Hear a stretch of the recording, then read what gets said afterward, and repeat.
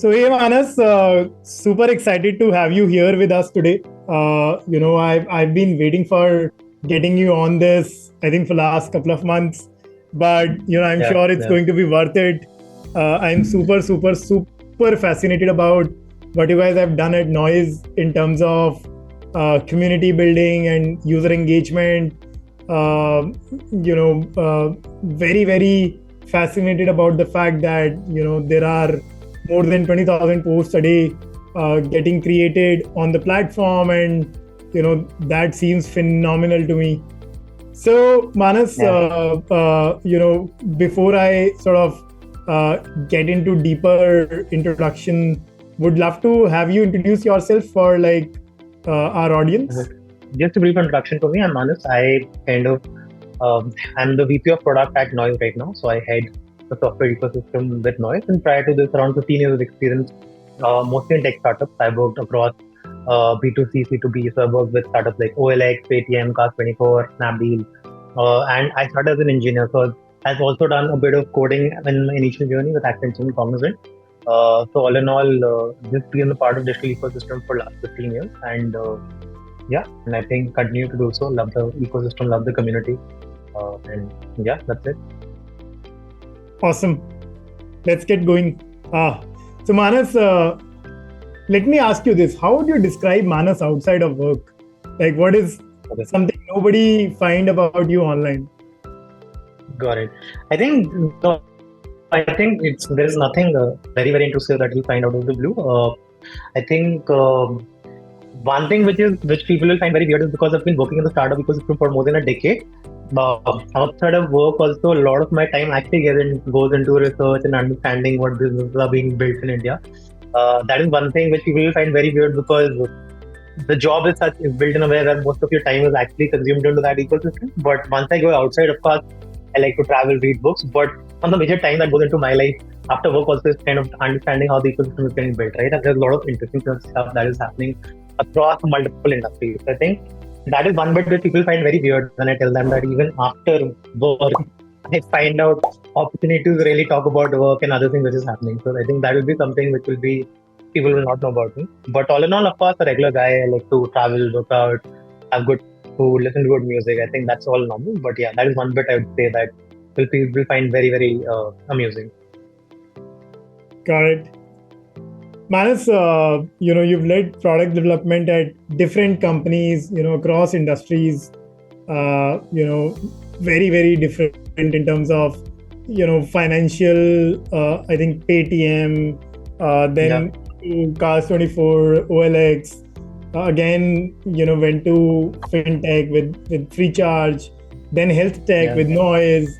So, yeah. like having like worked across industries, what is like maybe one major learning which has been universal for you across these companies, and you sort of carry forwarded it, through these companies?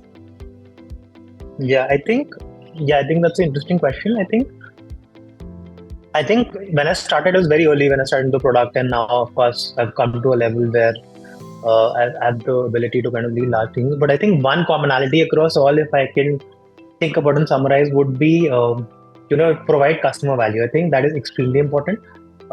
Till the time you do not provide disproportionate customer value, the user will not come, the business will not come, whether it's enterprises, whether it's end customers, whether it's partners. I think providing value is extremely important. Now, how do you provide that value is different to a digital ecosystem than from an offline ecosystem. But I think providing the right value the customer is premium. Any business that doesn't provide any value in any form to the user would not survive, right? And it has to be disproportionate. It has to be where the delta of experience has to be much higher than what is there to current, right? So you have to disrupt. Otherwise, if you're trying to provide the same kind of value that the other partner or the competitor is providing, it will not make sense, right? Because then it's a price war. Till the time the value is there, like Uber disrupted the market of cab Yeah. industry, right? So you will not take a normal cab industry, but will always take an Uber, right? So you have to provide a delta for experience, where the delta is so high in experience that the user always sticks to you. So I think that is one bit I have seen across C2B, B2C, C2C, all kinds of ecosystem where you have to provide that. Got it. I'm hearing like when you say delta, I'm hearing delta 4 and it reminds me Yeah, of that's true. No, that's true. That's absolutely big. I think, yeah, I love the framework. I think it's a fantastic framework, right? Delta 4 Kunal has, it's one of those which sticks even today in all business models, online, offline, chai wala, Paytm, you're selling noise watches, anything that you do, right? So I think that is a bang on framework. Just to quickly summarize for users, I think it says that if the experience between what you're providing versus there's the incumbent, it has to be, if someone has to rate, the delta has to be greater than 4, because three things happen if the experience is greater than 4. One, of course, is that the user will not go back to the old experience. So Uber versus, let's say, normal cab. You will not go back to normal cab. You'll still get an Ola or Uber today, right? The second is that you start bragging, because the moment you have, and Uber has done this, and we have seen a lot of premium products, like even with, let's say, brands like Nike, right? Once you have that limited quantity, you'll brag it to your friends, and you'll keep on telling, yeah, this shoe is great, this shirt is great, this experience is great, this restaurant is great, this community is great, right? So that unique brag-worthy proposition goes away.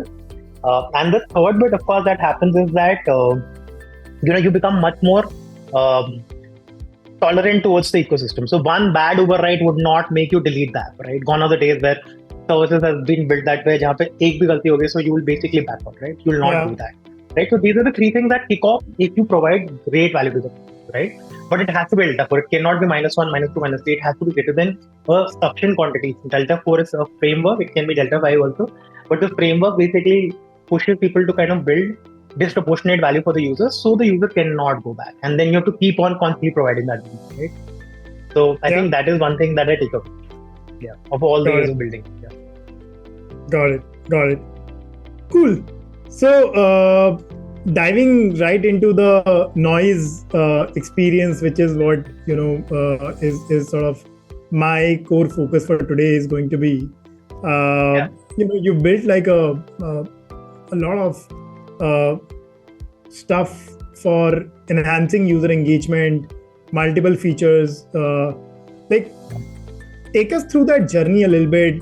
Like, what drove you towards user engagement? Look, it's a consumer product. People buy physical products for the sake of using the utility. Like, what was the core thought process behind like focusing on user engagement?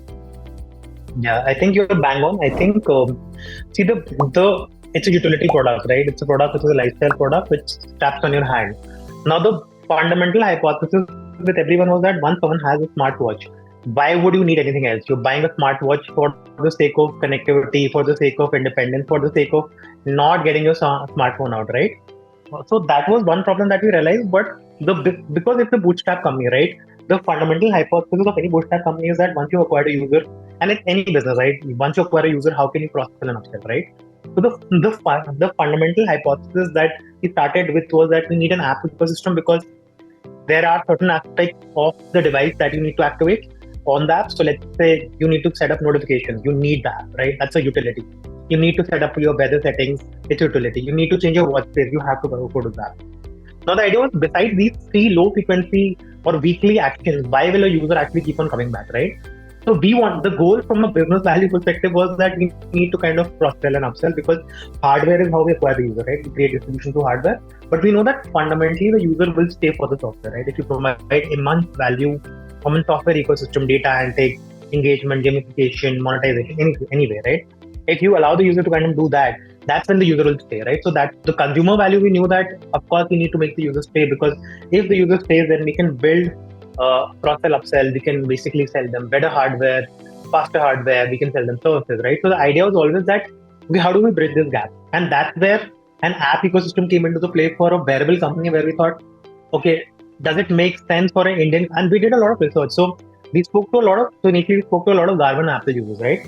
And they never use their app. So I have used Apple all my life, and even if you use it, a lot of people, they have never opened a fitness app in their life. They will check everything on the device, right? So our idea was that, how do you really, so initial hypothesis, this will not work. But the moment you kind of start putting this in Indian ecosystem, or let's say you start solving for very specific niches from a customer standpoint, like community building, gamification, reward, stuff like that, where you start building good habits, where let's say a player like an Apple doesn't want to play, you'll see that customers will come back to the app, right? And you start retaining them, right? So the idea was to kind of just engage, retain, monetize. We wanted to start with monetization at day zero, because we were trying to sell devices, so I don't or कैसे बेच सकते.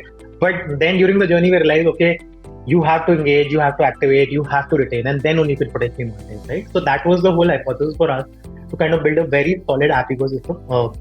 We have done a good job because we're immensely proud. We are the only app in the fitness lifestyle ecosystem which has been number one on App Store and Play Store. We have more than 1.5 to 20 million downloads till date. So more than 2 crore users have, because it's an attachment to the distribution hardware. But then these kind of users are actually actively using the app even today for some factor or other, right? So we have a large distribution base.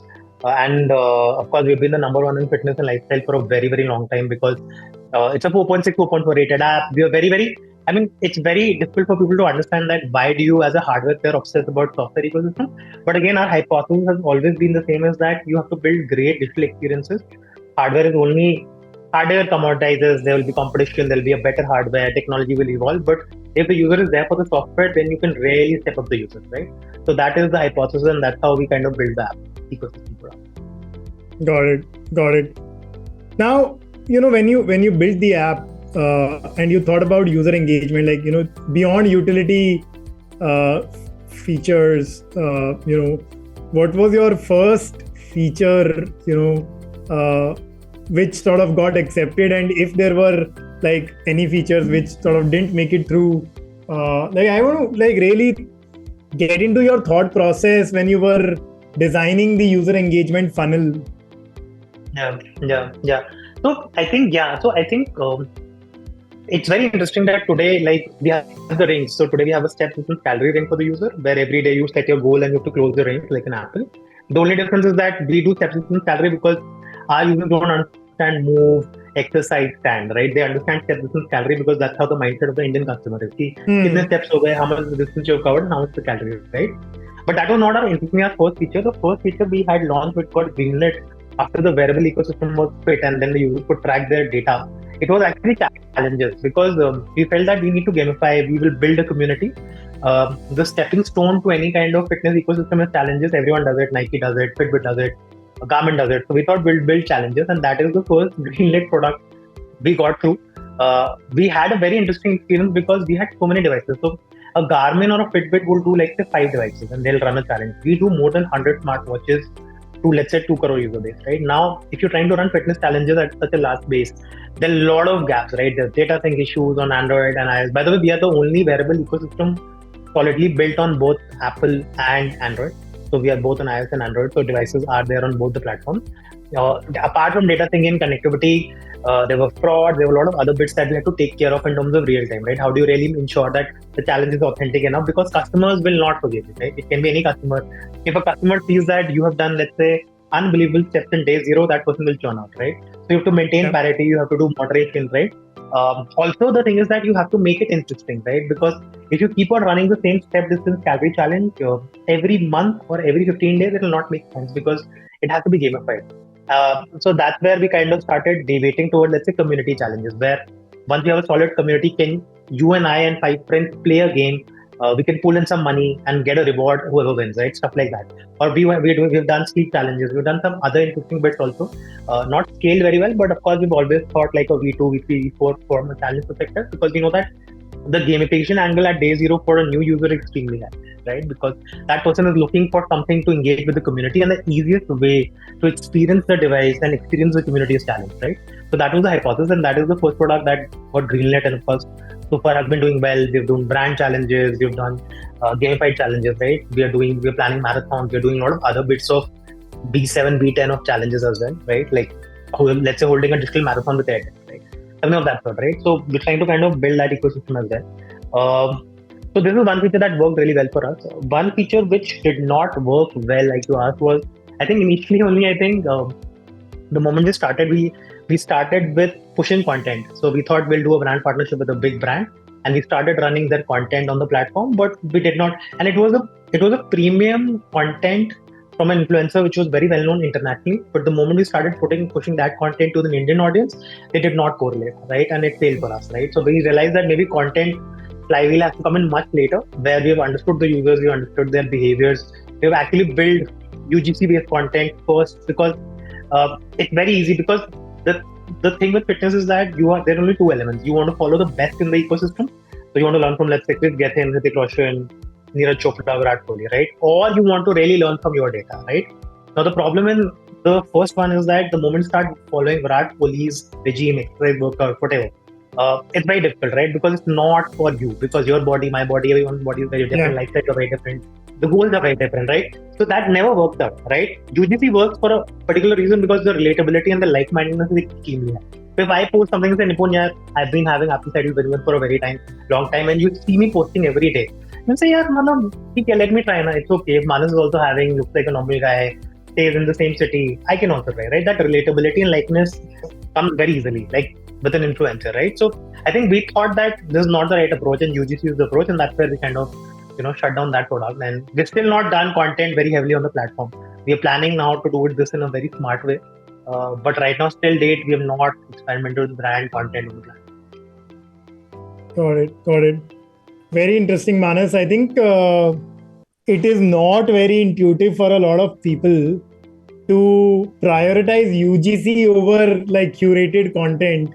Like it's far easier to manage a curated content for most brands than really drive UGC. So on that piece, would love to dive deep into the fact that you've created a social media like feed into the noise app, and you focused a lot on making it easy for users to create content. So I've seen like your product, there are like different nudges when you're creating a content. Like there are a lot of existing data that you pull in and like make people like the journey of content creation easier. So let me like break down two questions for you. One is like, we've heard like broadly the goal behind launching it, but like what were the sort of things that you did in terms of building that feed, if you can break down a little bit. Second is like, what were the key metrics that you sort of measure, and like how has that journey of measuring metrics evolved? So let's take the first one where, like what are some of the key UGC elements in the feed that you built to make it sort of easy for these users to create content? Got it. I think I'll tell you, we'll take a step backward. When we were trying to build the community bit, we were not very sure because we did not want to actually jump and start building a feed, because it seemed obvious when we looked at, let's say, Strava, or let's say like the training club, or let's say any other pair, right, a Fitbit, right? But we knew that it's a massive investment from an infra perspective, from a cost perspective. We knew that this is going to be heavy investment. So the phase one, and we did a closed door where we said, okay, the one thing which we knew is that people track their friends, because let's say the moment I get a noise watch, there is on an average minimum 100 people in your community right now, if you're seeing contacts that will have a noise watch, right, or would have used it, right? So the moment you get into the ecosystem, you have friends which are already there. The phase one actually for us on the community side was key. You can actually sync your contacts, and the moment you have your contacts synced, then you can start tracking their health and fitness, and you can start appreciating them.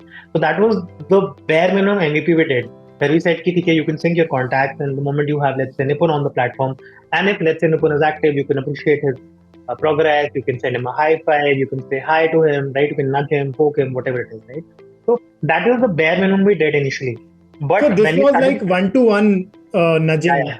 Yeah. So you can see a list of all your friends, you can sync your friends, and then you can start nudging them, right? It was just appreciation, right? That was our MVP. Of course, the appreciation was cool. So, I mean, we could see, let's say, WhatsApp has these long press emojis, right? So we knew that our users will use WhatsApp a lot. So you can just go long press, send a thumbs up, muscle, send anything, right? Awesome, anything, right? Got it. That's a great experience where you see the bubbles moving out. So it was a good experience element for users. But that was our entry point, because we were very, very apprehensive, should we build this or not? So that is how we thought we will figure out, should we build feeds or not? It was a medium successful product for us. Did not give us a lot of insight. But then we had to take a decision, do we take the leap of faith of actually building a fitness feed or not? Because the one angle that we could realize with community is that the sooner you build it, the network effects will come in soon after, right? Because it's an ecosystem, right? Let's say it's a 50 people, and if I'm able to build a bigger community, it can be an open community. You can bring in more people will get more devices, right? So we were very, very consciously clear that you have to take a leap of faith. So that's where we kind of moved to Feed. And the moment we started Feed, it was a very simple ecosystem for us. We did not put a lot of logic there. The idea was that we will give people the ability to start posting about UGC stuff. And of course, moderation was very internal in phase one. We were doing moderation internally. Me and my team used to do it. And then, of course, they could post about their workouts, their daily fitness rings, any competition they're taking on, any challenges they're taking on, right? So these are all inbuilt feature sets in the ecosystem. Let's say how many weeks of steps you've done on a daily basis. And you can post, okay, I'm on day 100, 200, 500, right? Stuff like that. And that's how we started. So it was a classic Instagram feed because we knew that our users are very, very Instagram driven. They love the entire aspect of going and scrolling and just interacting with people, right? So we knew that if we build something of that sort, community will come. We did not promote it. We did not go extremely high on social. We did not incentivize the user. We have coins and ecosystems on gamification element, but we never incentivized the user because we knew that it has to be an organic build-up, right? And initially in the first 30 days, we started seeing power users posting 5 times a day, daily basis. Quality content used to come in. So our biggest worry when we were trying to actually launch this was that, hey, how are we going to manage the NSFW, right? How do we really moderate this in the middle of the night? What if someone posts anything, right? Because you can build the best. And I've done this in past because we used to do the similar things in OLX where we used to post ads real time on the platform. And the kind of algorithm we used to kind of moderate that ad was insanely high, right? Manual moderation, automated moderation. I mean, we did everything, right? But here it was completely manual. But when we rolled out the feature, we saw that the content that was coming was extremely high quality. People were trying to post. Of course, we did some seeding where we were trying to internally activate some people in the organization to say, okay, you start posting. You look like a person who will talk about this 5 thing in lifestyle ecosystem: fitness, running, food, supplements, right? So we seeded people to kind of post, and we also posted. But the moment we started the seeding, it organically people started coming together, right? And people started adding each other, and the community just grew bigger, right? And so that was a stepping stone. And very soon we realized that there are certain set of users which will have that Pareto effect on people. So 20% of influencers would impact 80% of the crowd. So we realized that very soon in V1 only, we did something called purple tech. I mean, we copied the blue tech and we said, you want to be a purple tech user. Any community user who would post quality content will reach out, will be very networked. So that way we're always connected. We will give them a purple tech. Their post will be visible to everyone. They'll get more rewards in the ecosystem. We'll of course do internal gratification as well, right? So we knew that if we boost organic within the community, like between you and me, it will really help us drive engagement because the relatability will be much higher versus me saying, okay, I have created a brand handle of, let's say, ABC, or actor or influencer. That will not add because that is already available on Instagram, right? You can follow that influencer. But the moment someone in your community is doing great, is trying to post and there's relatability, there's likability, people will listen more, engage more. And that worked for us, right? So I think that was our stepping stone. Got it. And like, I've noticed, like, when I create a sort of post on your feed today, I'm shown like 4 or 5 options, and I think most of them don't require me to upload an image from my gallery. A lot of that content is coming from the data which is already there. Can you talk a little bit about that as well? Like, what's the thought process behind that, and how does it help? Yeah, so I think the biggest risk we had was that the moment we open up camera, it's going to be garbage. So it can be anything from sun and moon, right? It can be anything, and we don't have massive moderation, right? So how do you really incentivize users to post stuff which is relevant to the ecosystem? Of course, we do guidelines, we do moderation, but you can't do that 24/7, right? Yeah. So we also wanted people to start talking about 4 or 5 elements about noise, right? Which is, of course, your activity rings are very core to us, right? How much you're working in terms of your daily basis. And can you put different kind of templates from a visual element to kind of make it more appealing, right?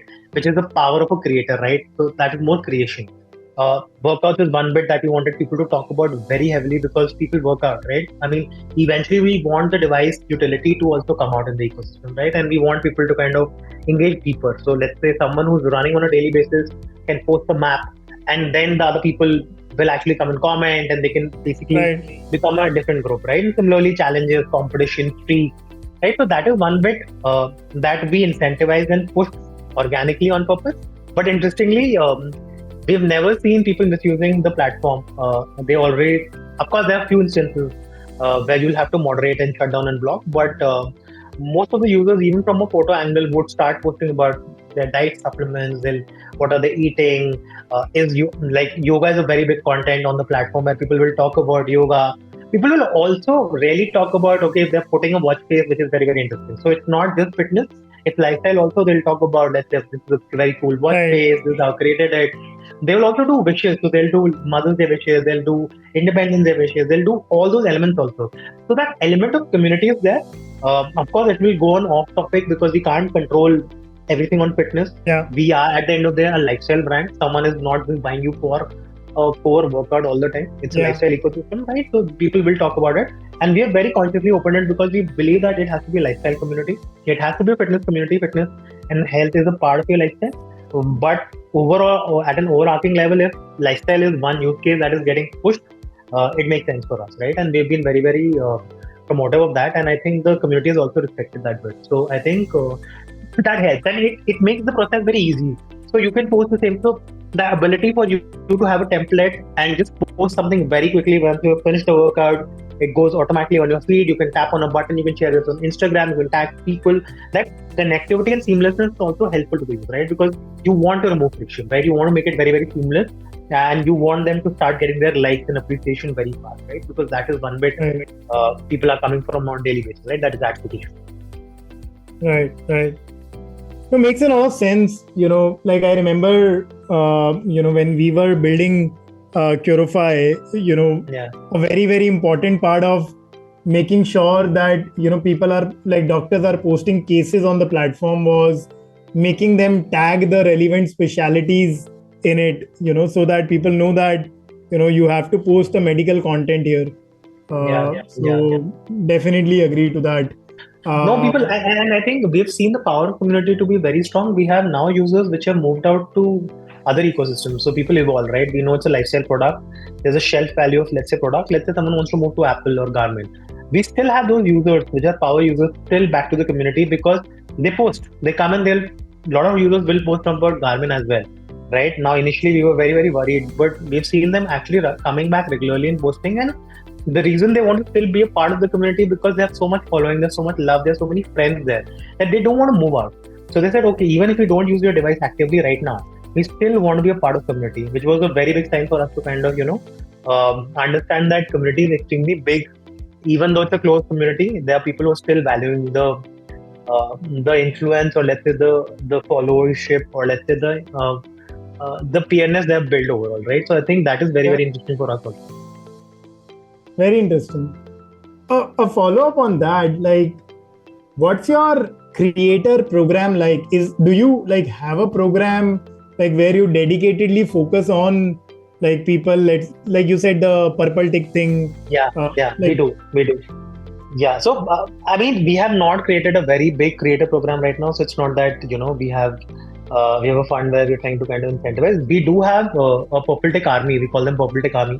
These are our power users, and they are power users because very interesting. I tell you stuff that is happening, right? So what happened was once we created Purple Tech users, they started getting massive engagement, right? And they used to post on a daily basis. They started, and people started reaching out to them. So we saw that, okay, let's say if a Purple Tech user is posted about a workout, there's a person in, let's say, in some other part of the city will mention, how do I find this workout, right? And the moment the comment used to come out of those 100 comments, these Purple Tech users actually started adding those friends, reaching out, started communicating with them and helping them, right? So now we have an army of, let's say, like 20-30 Purple Tech users where all the community users across, and we have a very large community because we get around 5 to 10 lakh users on a daily basis who come and scroll and comment, right? They will reach out to them. They'll say, this is not working. Can you help me? And then we have a curated ecosystem where all this gets passed on to us. So of course, there are a lot of tech glitches, a lot of times something will break, something will not work out, or reward is not delivered, something of that sort, right? They will basically reach out to them versus help@support@noise.com versus going to them, right? So they are like their power guardians where they feel that, and they're very serious about it. I mean, we get follow-up every day. These are working professionals across Pan India, young people to, let's say, like in the age group from 22 to 45, and they follow up diligently. Everything they'll follow up. Okay, this has not been rewarded. This has not been and they have massive influence, right? So they are the torch bearers for us. So I think that has worked very well for us. And now, I mean, we really rely on them and we really take feedback from them. So it becomes very easy for us. We don't have a proper creative program. We might in future, but right now I think we've done a very nascent bit. But right now we're trying to, as we refine and grow this, we'll maybe build something in future. We are not very sure, but I think we see immense value, definitely. Got it. Got it. Let's talk about certain numbers, Manas. I know one number which we discussed earlier as well, where you're seeing 20 odd thousand posts being shared every day on the platform. Can you talk about maybe some maybe top three metrics that you focus from a community perspective? Yeah, I think the one bit that we started now, though it's not a very authentic way for us, is that the quality of content, right? I think we feel that when you're trying to do an internal community, we are not as big as let's say Instagram or Hacker Rank or Stackline, right? These communities are extremely bigger and strong, and moderation becomes tougher. But we are trying to now ensure that the quality benchmark is extremely high, right? And though we don't have 100% automation here, we do this with a mix of manual plus some telemetry, where we have heuristics in place where we understand what is happening. We have created some kind of guardrails in the post ecosystem, the creator ecosystem, where we understand the quality and score the content. But that is one bit that we're trying to do, because we know that if you're trying to run a very niche community, the quality of content has to be really good, right? And the first time user, the moment that person is coming after pairing the watch and let's say going on the feed, the first post that person should see is extremely important, right? So the other bit that we're trying to also do, of course, we focus on time spent. Definitely, like one metric is that okay, how much a creator spends today, how many posts are coming from that creator, what is the frequency, is it dipping, is it going up, and then of course from a consumer standpoint, how many people are coming, what is the time spent, are they engaging enough or not. But I think quality of content is one bit that we started, because we've also seen very interesting brand collaboration. In terms of gamification, we are doing let's say we're doing something called Noise Premier League. Now this we ran last year also, where we collaborate with big brands like let's say Pulsar, Hero Honda, Ampere, Lenskart, and we'll do a cross collaboration where we're trying to gamify cricket. And of course, it's a young nation, right? And Virat Kohli is our brand ambassador. We have fitness, so we've gamified the entire experience, where it's called Noise Premier League, where you can do certain steps, you can play a game, you can predict who's going to win, and then of course all this amalgamates to a lot of gamification, noise coin, rewards, right? So we are doing this massively, right? And users will find immense value, and so does brands. Brands will find immense value in terms of brand distribution, because they know that okay, if you're a Purple Tech brand handle, the kind of reach you'll get is super high, right? So even if I look at from a CPM perspective, I start charging, I can monetize right now, though we are not trying to monetize fees immediately, but that value is also there, right? So we are also trying to look at impressions and reachability right now. So quality of content, reachability, and of course classing mail, to be very honest. Sorry, what was the third one? The reach, the quality of content, and of course the engagement bit, which is let's say how many comments, how many likes. Yeah, exactly. Got it. And how do you benchmark these today? I know you mentioned like Instagram, and those are probably pure play social platforms. How do you know what number is a good number? Yeah, I think that's tricky, because the problem is that I mean, we've tried to benchmark this to multiple communities ecosystem, but everyone is running very different ecosystem, right? So we were trying to reach out to someone in Fitbit and understanding they've built community long time back. Of course, now they've scaled it down. What is a good number looking like? They've also spoken to people in offline ecosystem. They've tried to reach out to people in Adidas Running Club. A lot of people understanding how do you really measure the right metric. I think the answer is there is no right bullseye number that you can target, right? See, what's the whole point of community? I think we have to, and we looked at these numbers, we said, okay, 5 seconds hona chahiye, 45 seconds hona chahiye, this should be 2 minutes, 3 minutes, 4 minutes, 5 minutes. But eventually the whole point was that, are you able to drive the value that you were looking to drive, right? The whole reason for us to build the community was to have high engagement, to have high retention. And if we have high engagement and retention, we'll have two things, right? The same user will kind of upgrade. And the second is that you'll see network effects. You'll see those 5 referrals coming in very soon, right? So that's how we think about it. We are trying to build these programs as well in parallel where, we can track this in terms of attribution, where let's say if you and I are extremely highly engaged, are we the right set of people to kind of upgrade to a new watch, or are we the right set of people to buy the next audio ecosystem, or are we the right set of people to really refer five more people and have those five more people join the ecosystem and start interacting back, right? So I think for us it's more internal. Are we able to drive the right customer and the business value versus looking at from just an engagement standpoint? Because we tried, like today on my feed a person will spend 45 seconds to 1 minute, right? Now is that a great metric, bad metric? We don't know. But till the time, and even from a business standpoint, if I go and tell, let's say the business head, okay, I have a feed where the engagement is, let's say, 1 minute, there is no business value that you drive, right? Till the time you really drive business value and customer value, the balance has to be both, right? Otherwise, it's just you're running this just for the sake of it, right? So that's how we look at it, where we can drive enough network effect, where we can drive enough retention, where we can drive enough upsell and cross-sell for you, right? So these three metrics at a high level are becoming extremely important for us from a business standpoint.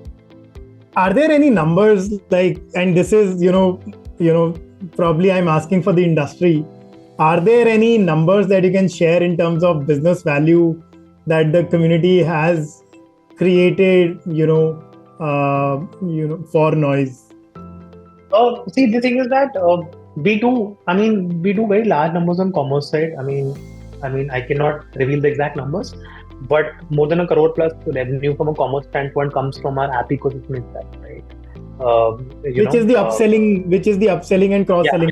Yeah. So there is a lot of attribution of community. Of course, it's not been really high. I'll not say that, majority of this is coming from community, but we see immense value. That is one bit that is there. Second is, of course, brand partnerships on the community side is also coming up, because they see feeds as a very immense value, because they understand that if you start putting content, start putting quizzes, polls, a lot of these elements into the feed ecosystem, and then you have highly engaging ecosystem which is very curated, young audience who are into fitness, using IoT, smart enough to kind of consume health and steps and data, right? Now that becomes a very interesting value proposition and cohort for a brand as well, right? Now all they need is a medium to really target it well, right? So I think these are the two bits where we started seeing value. Of course, commerce bit is much heavier for us, but we also want to build the brand ecosystem and the brand monetization bit also. Got it. Yeah, I'm sure my sense is the kind of numbers you have in terms of, let's say, DAO and MAO are phenomenal. You said maybe 5 minutes, let's say 2 to 5 minutes, let's say someone is spending, but the moment it becomes like double digit, there is a lot of advertising money to be made in that, especially with such a curated sort of intent.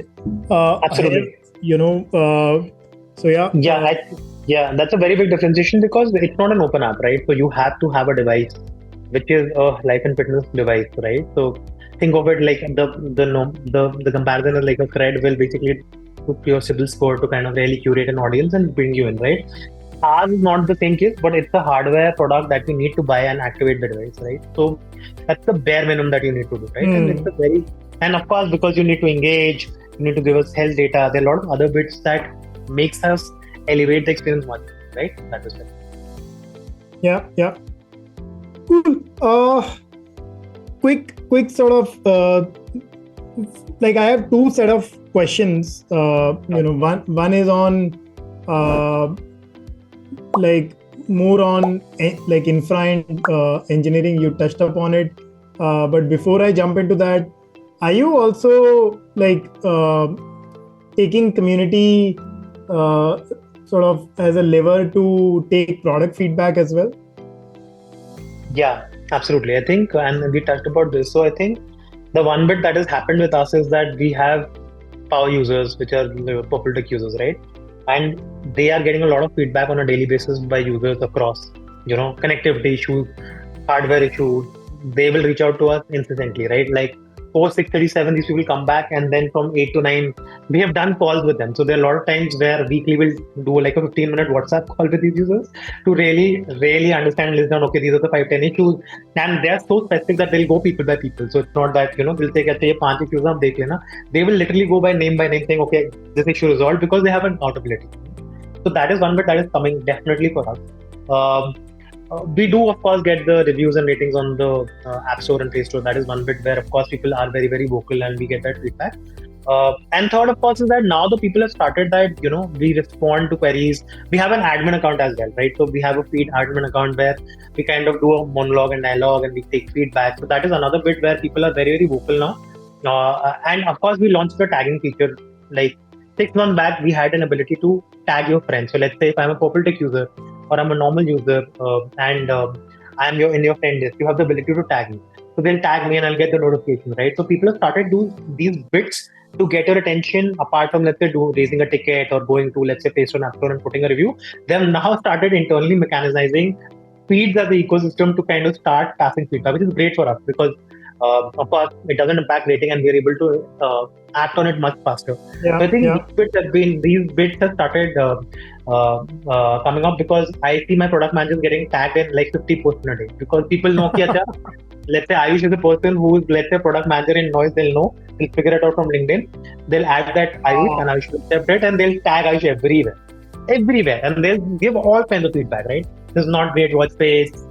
We did not like this copy. I did not get my challenge reward. I got a expired voucher from this brand, right? They will be very, very brutal and very, very vocal about it, right? So I think these insights have started coming us, and it's not that we have devised a plan to build this. It is all organic. It is our discovery from a user standpoint to understand, okay, this can also potentially happen where people are starting giving feedback to this, right? So we do that. Absolutely. I think this is helping us. And it's amazing how, like this comes to like a close community before, let's say, people like being all negative about it and like sharing it on social media and making a sort of scene out of it versus having that relationship with the brand, makes it phenomenal. Yeah, and I think, of course, we get posts where people will start just dissing and saying, "Acha, this is my issue, this is my issue, this is my issue." But the good part is that it's all curated and it is something we can control immediately because we have user data, we have user access, so we can kind of reach out to them, resolve queries immediately before it actually escalates, right? And even, of course, people are very appreciative. I've seen people, post at multiple places, go into Play Store and putting a bad review. But the moment you try to go and say, okay, we have solved this issue, we'll solve this issue, ensure that everything is solved, right? And people are very, very paranoid on the feed part. So if, let's say, there is a glitch where they post something and they're not able to see that post, let's say there's a tech glitch, they'll post that also, saying that I have my last post on Thursday, 7th September, where I posted about, my Mother's Day watch face. That post is not coming, right? People are that specific, right? Because they count, they look at engagement. So they will count every, like, comment, every bit, right? So they are very, very, very, very passionate and very, very, I'll say, deep into the ecosystem. So they're very vocal. So we get these feedback as well. Got it. Moving on to, the infra bit, Manas, did you ever consider a third-party solution, to build the feed and some of the community pieces? And if yes, then what was the thought process to sort of build in-house, and if there are certain components that you still have third parties and you build on top of them, would love to hear.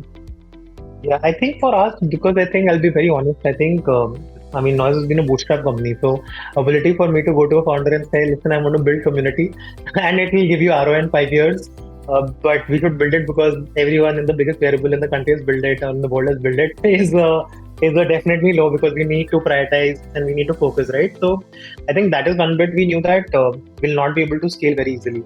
The second bit was that we have first party data, right? Because this is something, the heart rate data, sleep data, HRV, zones, right? Everything is coming, which is very, very personalized. So the moment that apprehension for us to kind of work with a partner was always there. The first party data is very, very critical. We have so many protocols in terms of certification that we can share, where we can save, right? So that was the one bit. Second bit. The third was time to market was very critical to us, right? Speed over efficiency is something that was something that we were trying to prioritize, or that was our focus or manifesto 1 year back when we had launched Feeds, right? So we knew that with these three things, our ability to actually find the right partner for us and build this collaboratively would be very low, right? So we wanted to kind of keep it very, very quick because we knew that, again, coming back to the point, the moment you start launch a community earlier, your ability to kind of amass it is much bigger, right? I mean, you can start driving insights, and it's a digital community, right? So you can expand very fast. So we knew that there'll be 50 players in the market who will do this eventually, right? And are doing this. Our ability to do it faster will give us some static advantage and moat, right? So I think these were the three reasons where we thought that we need to kind of build this, then kind of buy or collaborate with someone. And that's the route we took at that point in time, to be very honest. Got it. Got it. And like, what were some of the hindsight learnings or unexpected challenges of building in-house? And maybe, like for our viewers, let's say if there is a product manager or an engineering manager, Yeah. what were some of the challenges? Yeah, I think, your server's costs will boost. That is one thing, because the moment the ability for you to manage so much content on the platform, right, real time becomes extremely challenging, because you have to scale it really fast, right? So we had cases where the entire app went down. We had to create an independent microservice for the feed ecosystem, because we knew that this is one thing that can last any time and you cannot control it in the middle of the night, right? So these were few learnings that we had, that the infra cost and of course your scalability will be a challenge. Apart from this, of course, moderation is one bit we knew that will be a problem. Of course, we still today have that as a challenge, where we have to monitor and to keep it extremely tight, because it can be anything. Any a first time user coming on the platform seeing garbage as a first post, because by the sheer logic of time, no one has moderated it in the middle of the night, was something that could backfire. So I think these were the three challenges in terms of cost, scalability, and moderation, which at least we experience. Of course, we've figured out ways to kind of manage this now. But I think if you get a third party partner, which is an expert like you guys, I think these bits are extremely seamless, right? And the experience becomes extremely seamless. So I think that was the three learnings we had, that how do we really optimize this well, right? And of course, you take tech backlog, because then one sprint or two sprint will get into, let's say, building it independently, optimizing it, ensuring that it's not growing bad, right? Stuff like that. So these are the few things that we learned as we went forward, right? We knew, of course, all this will happen, but the problem is that you really don't anticipate till you get the first one. So the moment we saw, okay, like one post can take an entire app down is something, and our app is like an activation app. So someone is just pairing their brand new smartwatch and the app is not working. So you cannot have these, cross issues impacting the entire experience of someone else in the app ecosystem, right? Or someone is, let's say, shopping somewhere in the app, and then the app goes down, right? So we knew that we have to kind of take care of these things in a much more smarter way. So I think these are the three things we could actually see where we could have done much better if we would have, let's say, partnered with someone. Yeah. One sort of area where I would love to hear your sort of probably feedback or experience sharing, when you start building social features, things which seem very simple and small, like something like tagging. You mentioned that you didn't launch tagging for a long time and you launched it, somewhat recently. Yeah. Can you talk about a little bit about how much time it took, and what were the sort of broader challenges in just building a small feature like tagging? Yeah. I think I think initially it looks very simple. So if you go to the social platforms, it's extremely easy to tag someone on Twitter and Instagram and roll out a feature. But when we're trying to even build tagging, I think one of the things that happened with us was that if you look at the experience, right, it has to be seamless. So the fundamental of tagging Nippon in my post is that Nippon needs to be notified. So the moment you need to notify Nippon, you need to send a server push, right? The moment you push, does the push land? Let's say if I'm tagging Nippon 100 times, what is their race conditions? What if 50 people are tagging Nippon at one point of time? What do you do, right? Will Nippon get 50 notifications? Who will bear the cost of those notifications, right? So when we started building the experience, right? Building the experience was extremely easy. But the moment infrastructure and engineering came into the picture and they said, okay, if someone tags Nippon 50 times in 1 second, what will you do? Does Nippon get 50 notifications? How do you really do it? What should we say, right? Stuff like that. I think that's where we started really realizing that it has to be built in a very smarter way. Can you put minor hacks? Can you group notifications? Can you do this internally? Can you ensure that Nippon has an ability to, by default, not tell, get tagged? Stuff like that, right? And that's what we realized that a lot of these platforms have done, right? And this was a learning that when you go to LinkedIn or let's say an Instagram, you have the ability to not get tagged, right? Now that is one feature in terms of privacy. We never even realized that privacy is going to be very big issue. We at day zero we launched tagging, and if people are getting tagged left, right, and center, and we're getting escalation saying, why am I getting tagged? Why don't I have an option to say I don't want to get tagged? Have you guys not seen it? Right? Stuff like that. Now these in retrospect is very easy. And that's when we realized, yeah, we have also slipped off that. But when trying to build this, there's so many elements into launching a feature like even tagging, where you forget about basics and minors, right? And that's what we realized, that if you want to really build something in community, you have to be really conscious, because it's going to impact a large set of users. And their experience is poor and they'll not like it, they will not come back to the platform, right? It can be a glitch, it can be a bad push notification, it can be a bad comment, it can be someone tagging them misfully, right? Stuff like that. So now we have kind of built these things where we can kind of control this experience. But again, it was a learning curve for us, and it was a challenging one, because I mean, though people enjoy the labors and fruits of community gamification element and engagement, but when this community also comes together and kind of gives you feedback, it becomes extremely hard. So you need to balance. You need to really understand that even one butterfly effect can really break it, right? So I think that is something we've learned on the community bit in our own journey. Yeah, and like just to add on tagging, there are a lot of stuff even to handle while someone is getting tagged. So when I type, let's say Manas, like when do you start tagging? Do you start at M? Do you start at MA? There are space handling. There are n number of cases. Absolutely. At the rate, the name is 50 times big. There are a lot of things. I mean, there is character issues. There are a lot of things, and it's all usability. I mean, it's like if the moment you start building this in a very quick way, you will not be able to cover all the cases. And so you will screw up one of the case which will actually come upon production, because normally in other features you'll always feel that this will not happen. Let's take that leap of faith in community building ecosystem. At least I've realized that you cannot take that risk, because one mistake and customers will find it. And I think that is the second biggest learning we had, is that no matter how many edge cases you leave, the probability of that edge case getting like shown to the customer and figuring out is like day zero. Like they will figure it out and say, okay, this is a mistake, solve it. Right? So that is something we learned, that we cannot make community live with mistakes. We have to kind of fix everything, test everything, and then only we can actually roll it out to users, right?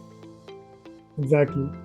And hence we understood like why Insta does beta rollouts and roll it back and then again roll out and then 1,000 ABs, right? So now we understand how people are, like even as users, you and me, we are so finicky about it, right? Any small change in the button from right to left, right? Even dexterity change, stuff like that.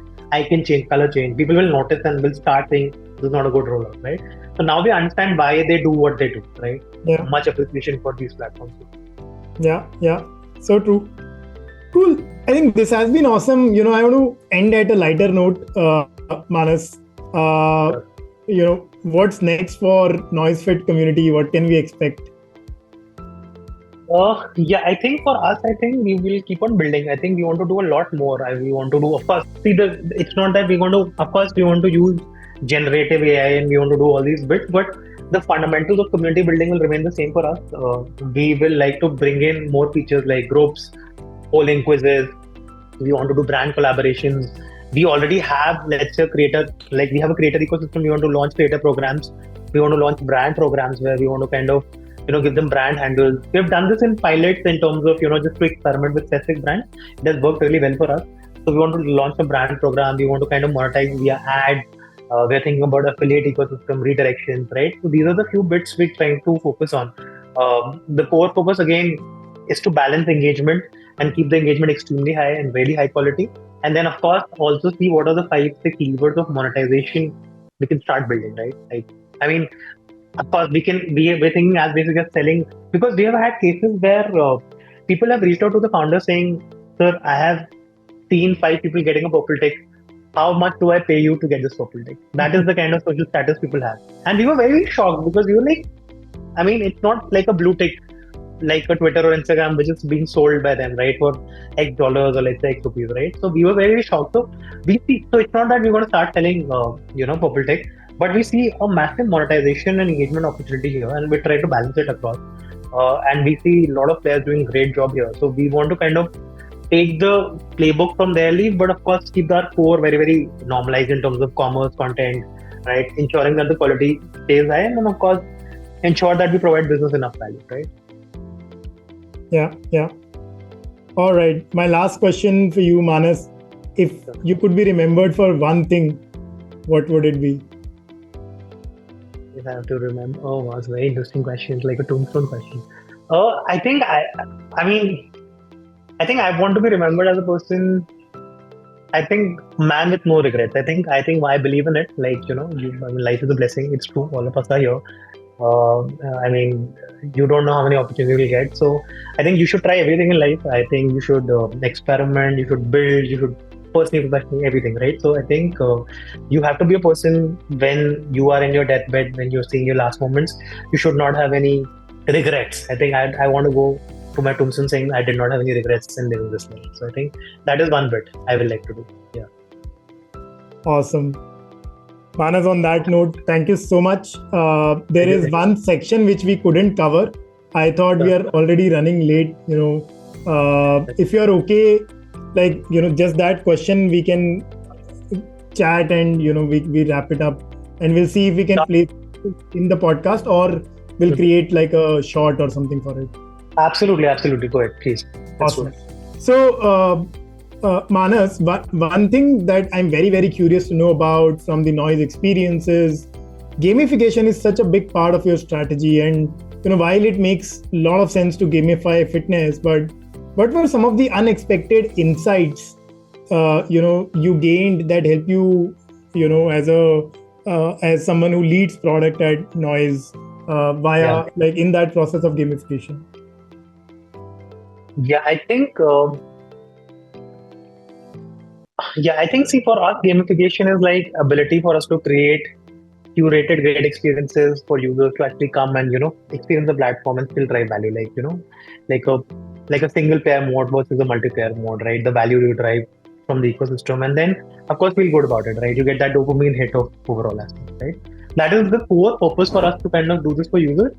Very interesting side that came to us was that we have something called step streaks, okay, where every day you come and you have to complete your streak. After every milestone of, let's say, 7, 14, 28, you get rewards, right? There are people who have now crossed 2 years of streak. There was some glitch. There's some glitch because of which, for a certain user, the step streak broke, right? And of course, you get on noise coins for every step streak that you have, and you can burn these noise coins on the reward ecosystem. We have more than 50, 60, 70, 100 curated brands where you can burn this, get your physical product vouchers, right? Stuff like that. That user was extremely upset. We said, don't worry, we'll credit your coin, we'll ensure the balance is not affected. And that person was extremely upset and though we restored it, but the misery and the hue and the cry that person created because his streak broke, and he was so proud of that achievement, was so high that even today, like that user, if I call him today, he'll still be upset about that experience because everything was fixed. But people are so personal about gamification. We take it from a perspective of mechanics and numbers and stats and experiences and dopamine. But from a user standpoint, it's extremely personal. So that is one thing that we learned, that when you're trying to gamify, and then we read a little bit more that even in video games, if someone is at the last round and is not able to complete or loses, the ability of the loss aversion theory is true, right? Your ability to win versus ability to lose at the last moment is extremely personal to you, right? So loss aversion is extremely high in users, and we've been very, very careful in terms of ensuring that this doesn't happen. That is one thing we've learned. The second bit, of course, is that rewards do commoditize at one point of time. Great. Even for us, like I was mentioning, that we're running something called Noise Premier League. The prices are insane, right? There are Pulsar bikes, there's a Honda Sports bike, there is, let's say, Lenskart 20,000 voucher worth it, right? But even in this, the ability for users to be number one on scoreboard is extremely high. The social status that, especially in India, of course, the ability for someone to drive social status and being number one is extremely important, right? We have cases where, let's say there's a match prediction, and let's say the scoreboard came 5 minutes late, or let's say the prediction window did not open at 12 o'clock versus 12:30, and people have called us in the middle of saying that my production window is not open, your app is useless, I am not going to lose this match, you have to credit me 5 points right now. That's how people take it. They'll say, sir, you're qualified, you might win, you can be a lucky winner. They say, no, give me my 5 points, because that leaderboard and being number one is extremely important, right? So I think what we've learned is that gamification for users mindset is very, very different. Of course, you're trying to drive business value, but how they think about it is extremely, extremely different. The third bit, of course, is that, which is the classic, is that you have to make it social, right? Gamification cannot be single player mode. I mean, it can be. You can level up and say, okay, I'm doing a step streak daily. But the moment you add a social element to gamification, where you're fighting with 5 friends for an award, or you're trying to play this at a leaderboard level, where there is, there is group ecosystem, it becomes much more engaging. Right? I think that is one bit that we have seen is that, and that's the truth, right? Even if you look at blue zones and the places where people have the life expectancy, community angle is extremely high, right? That is like they do all things together, right? They'll go to school together, they'll work out together, they'll eat dinner together, right? So the ability for people to come together and achieve a single goal and then feel joy in it is extremely high, right? And your ability to kind of deliver this digitally, of course, becomes difficult because in a physical ecosystem is very different. But these are the 3 bits that we realize that people are the loss aversion extremely high. Gamification for users is very, very personal. They look at from a social currency point, they look at from a status point. Third, of course, is that they want to gamification at a single player mode versus a multiplayer mode. Multiplayer mode will give you more ROI. Got it. Awesome. Great, Manas. Really, really enjoyed our conversation today, Manas. Would love to, of course, share it, whenever we are live. But, in general, keep in touch.